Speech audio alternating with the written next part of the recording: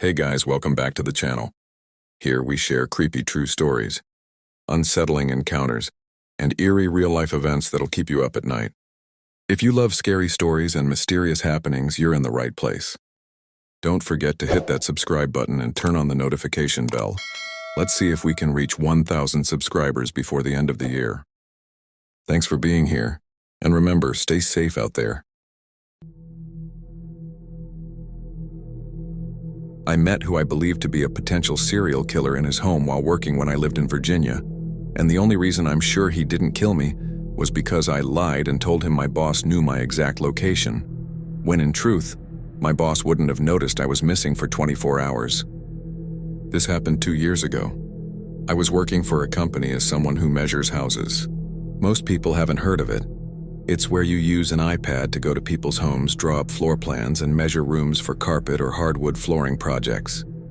Anyone can request one. I was 25 at the time, one of the few females working that position. I was actually really good at the job, so they gave me a lot of work. I usually hit between 10 and 14 houses a day, driving all over multiple towns. This house was my last of the day, located in the middle of nowhere, and I was exhausted. When I got there, I was incredibly annoyed because the customer wasn't home and was late for his appointment. 10 minutes later, he pulled up next to my car. He was a middle-aged man, balding, dressed in typical office attire with a tie and everything. He seemed a bit awkward, but was apologetic and let me into his home. Upon entering, the house was unbelievably spotless and organized, minimal furniture, and it smelled strongly of cleaning supplies. It didn't strike me as odd at first. He had 2 cats lounging in the living room. He first started acting weird when I was directed to the first bedroom. He said, "Wow, my cats love you. They don't take to strangers like this usually." But his cats literally didn't move or come near me the entire time. I just nodded and smiled while I got to work scaling out the master bedroom on my iPad. Then he started asking about the electronics I was using. "Do they keep track of where you are on that thing?" Immediate red flag. Yes, and my boss knows how long each job should take based on the scope of work. It's incredible technology, I lied without missing a beat. He nodded and said it was amazing. Then he added, "Be careful, don't touch the gun on the nightstand, it might go off." He chuckled. Talk about an immediate spine chill. I looked up from my iPad and sure enough, there was a handgun on the nightstand. I knew instantly that I needed to act like nothing about what was happening was setting off alarms for me. He directed me to the second bedroom and he said the exact same thing, warning me about the gun on the nightstand, which was indeed there. This was the moment I knew I was in danger. At first I thought it was just my anxiety around guns, but by that point, the tension between us was undeniable. There were only 2 bedrooms on the scope of work. I hastily met up with him in the kitchen and began running through the next steps, but he interrupted me. "Could you measure the basement stairs?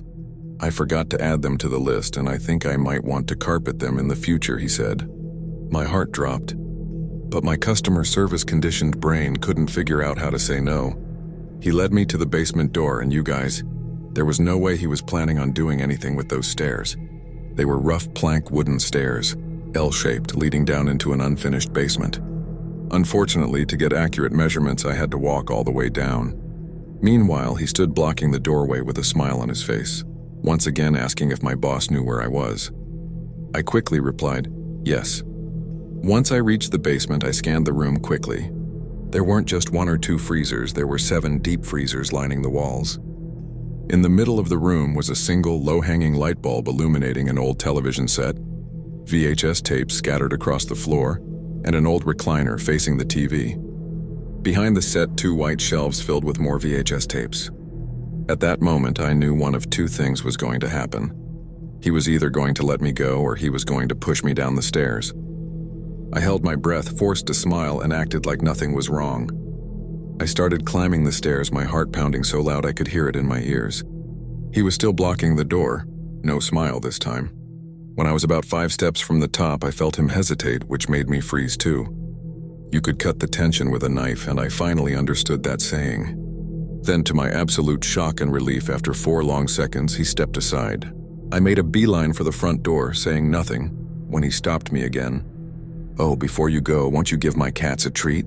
They loved you so much," he said, holding a bag of cat treats. I quickly gave his cats a treat, thanked him, and practically ran out of the house and then definitely ran to my car. The second I got out of his driveway, I had the most intense panic attack and broke down crying. I tried to call my boss, but I was in a dead zone. The truth is, my boss wouldn't have noticed I was missing for at least 24 hours, until I didn't route my day the next morning. Sure, he would have eventually been caught since it was my last known location, but I would have been long dead. I suffered PTSD after this experience. I couldn't sleep for a week and was petrified to go back to work, but I had no choice. The worst part? I was so shaken, jumbled, and in denial over what happened that I forgot to write down his address. That day still haunts me.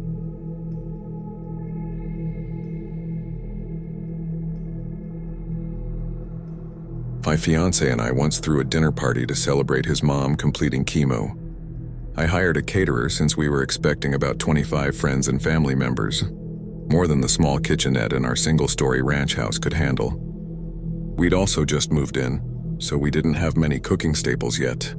The caterer said he'd bring everything about 75% done, but needed to finish off some dishes in our kitchen. I told him that was fine as long as he was completely finished by 5 o'clock, because the kitchen is centrally located, and we preferred everything to be done before guests arrived due to the intimate nature of the occasion.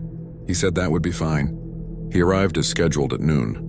We gave him until 5 o'clock and guests weren't expected until 6 o'clock, plenty of time.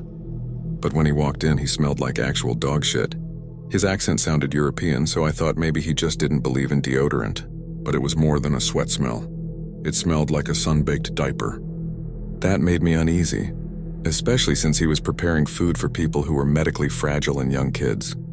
I just made sure he washed his hands, then left him to his own devices, worrying I was being presumptuous. Throughout the entire afternoon, he kept pulling me aside to ask questions and have me taste things. I was incredibly busy. My fiancé had to work that day and pick up the surprise guest later. I was setting up the deck, decorating, putting together the slideshow equipment, coordinating with the surprise guest. We flew in his mom's sister, and I had to make sure her Uber and hotel were sorted, and handling a million other small details. So every 10 minutes being asked things like, "Do you prefer this with paprika or without?" and "Taste it to be sure" was getting really old. When he was still there at 5:45 after 2 gentle reminders, I finally told him he needed to be completely out by 6 o'clock, no exceptions. He apologized and said there had been a delay because our oven wouldn't stay up to temperature. I'd never had an issue with our oven, but he was the professional. Maybe he noticed something subtle. A little before 6 o'clock, a few of our friends started trickling in. I decided to tell him whatever was done could stay and whatever wasn't should go in the fridge, but he was nowhere to be found. I went out to the deck to ask my friends if they'd seen him, and there he was, drink in hand out of his chef whites, now wearing jeans and a t-shirt, mingling with my friends. I walked out just in time to hear him introduce himself to my cousin-in-law as a good friend of mine. Nope, too weird. I had just met him for the first time barely 6 hours earlier. I told him he needed to leave now. He went inside to get his bag and, without warning, made a beeline for my bedroom. I said, "Excuse me, where are you going?" And he replied, "To change. First of all, we had a guest bathroom clearly visible. Second, why couldn't he just wear a t-shirt and jeans home?" I told him I wasn't comfortable with him going in there, but he insisted it would only be a second and shut and locked the door before I could say another word. I felt completely helpless. I was heading outside to ask one of my friends to help me get him out when my fiancé arrived with his aunt. I quickly explained what was happening, nearly in tears. My fiancé was immediately angry. "What? He went into the bedroom? Why?" He pounded on the door. The caterer came out, still in jeans and a t-shirt, and my fiancé told him, "You shouldn't be in there. You need to leave." The caterer replied, "Excuse me, but this is not your house. It is not up to you to decide." My 6'4", 260-pound fiancé told him, yes, actually, it was his house, and put a hand on his back to guide him out. The caterer said, "I thought Frantic Slater lived here." My fiancé said, "Yes, my fiancé lives here with me." The caterer lost it. He turned to me and screamed, "You lied to me, you bitch!" I had no idea what he was talking about. He started yelling about how I led him on, calling me a bitch again and again. I don't know who he thought the man in all the pictures around the house was. My fiancé said, "Oh no, you won't talk that way in my house, find the door." The caterer stormed into the kitchen and started throwing trays of food out of the refrigerator and onto the floor. At that point, my fiancé realized two of his brothers, both college offensive linemen, had arrived and were out on the deck. He signaled to them, told them, "This guy is harassing Frantic Slater," and they came inside immediately. They don't often get to flex their protective muscles, being a family of all boys and this being the first wedding, so they were more than happy to toss the guy out. The party went on as planned, but I insisted we throw out all the food he made and order pizza instead. My fiancé and friends thought I was overreacting, but I refused to take chances. Later that night, we went out drinking with his brothers and didn't get home until around 3:30 a.m. We passed out in our room. Around 5 a.m., I woke to the sound of the front door opening. I figured maybe we forgot to lock it or one of his family members came by to grab something. But his parents never let themselves in when they know we're home, and his brother had been drinking even more than us. It wasn't windy enough for the door to have blown open either. I whispered to my fiancé, "Someone just came in the house." He said, "Probably my brother left his wallet or something." I tried to calm down, but then we heard a crash. That's when my fiancé jumped out of bed. He told me to lock myself in the closet and call 911. As I grabbed my phone, we heard that distinct accent say, "Frantic Slater, hello?" It was the caterer. I wasn't worried about him physically overpowering us, but the sheer insanity of it all made my blood run cold. I charged out into the hallway. The caterer was shirtless, clearly high on something, holding several framed pictures of just me that he'd taken off the wall.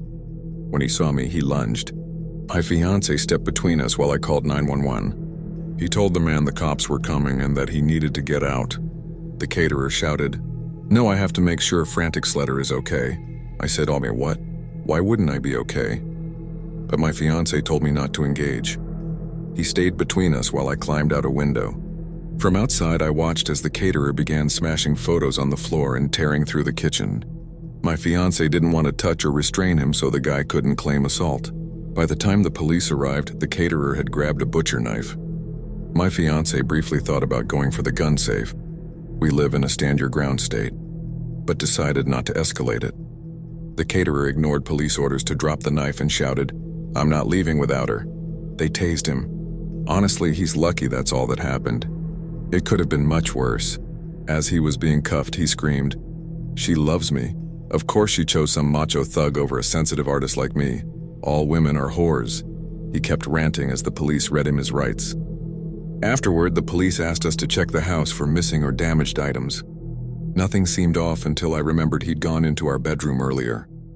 When I looked around, all my panties from the laundry hamper were gone, and my vibrator had been moved from its usual spot.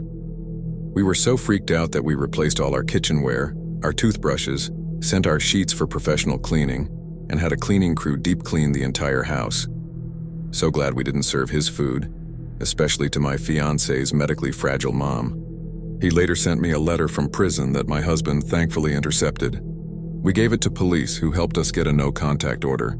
He was sentenced to 3 years in prison 5 years ago, so he's out by now. But thankfully, we never met again.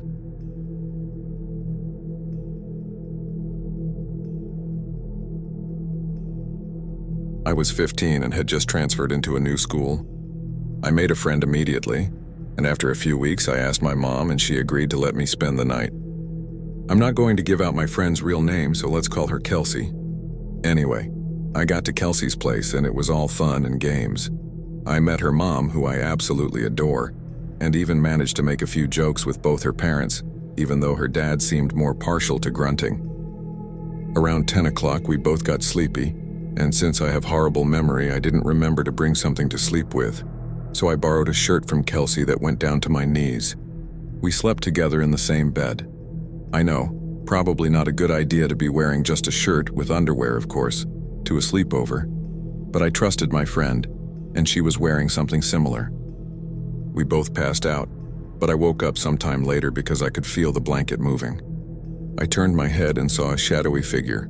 I could just barely make out that it was her dad, stepped back from the bed and dropped the blanket. I blinked in his direction twice and then instantly fell asleep again. Dumb, I know, but I was dead tired and too sleepy to be properly alarmed. I felt the same movement after I fell asleep again, and this time I didn't move around too much as I looked and verified that, yes, that was my friend's father. and he was lifting the blanket on the side I was sleeping on. My thighs were exposed because the shirt had ridden up when I slept, and I sat up, scaring him away from the blanket again. Yeah, it took it happening twice, but I finally caught on, and to say I was scared was an understatement. I had a lot of horrible scenarios running through my head. I made sure the blanket was around my legs and still pretended to be asleep, because I didn't want him to know how aware I was. He moved away from the foot of the bed and stood by the TV, telling me some BS story that he was just there to turn it down or whatever. I just went with it. He stood there for like 3 minutes, just looking back to see if I would lie down again. If I'd thought about it, the fact that he was waiting would have stopped me from ever trying to sleep again. Thankfully, he left the room, and I grabbed my phone and tried my hardest to call my parents. They didn't answer because it was like 3 a.m. As I was trying to reach them, I noticed he never really left the hallway space in front of Kelsey's door. He was still waiting for me to fall back asleep, poking his head into the room every few minutes. At that point, I felt sick. I was the most terrified I'd ever been because I realized we were the only two awake in the house. I went on ShamChat just to contact people and not feel so isolated. I could have woken Kelsey, but I didn't. I was too scared. And I didn't want to lose my first friend, so I didn't wake her. I just stayed on my phone all night until she woke up. And I made her come with me to the bathroom because I was so nervous. If you're curious, I did eventually tell her what happened. She begged me to tell her mom, and I did, even though I didn't want to. Kelsey then came home with me and refused to leave until I told my mom. Together, they managed to get him out of the house, and Kelsey is still one of my closest friends to this day. I'm immensely grateful that I'm a light sleeper. The only thing that woke me those 2 times was the blanket being lifted. Such a small thing, but I'm so fucking lucky it woke me up. He could have done a lot worse than look if it hadn't.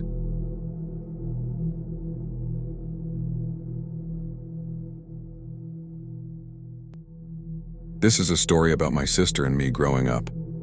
My parents moved into our house about 6 months before I was born. When I was 4, my sister came along. It was an idyllic childhood for 2 young girls, and most of our days were spent in the large oak tree on our front lawn. Then there was Sammy. Sammy was about 7 when I was born, lived next door, and had severe mental retardation.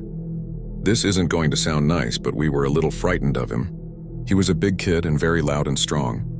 My parents explained why he was like that, and he was never malicious, but we just didn't understand. One thing that freaked us out was that he would often watch us as we were in the front yard. In hindsight, that was our saving grace. One summer morning when I was 8, making my sister 4 and Sammy 15, she and I were out in the front yard as usual. We were making tents for our American Girl dolls. Lost in our work, we didn't notice the man with stringy, oily hair watching us from the sidewalk. "You little girls having fun?" he asked. We nodded silently. Stranger danger drilled into us at that age. "What's her name?" he prodded, pointing at my doll. "Molly. Mister, we have to go inside now." I yanked my sister up by the arm. "See you later," he replied. We ran into the house, leaving our dolls outside.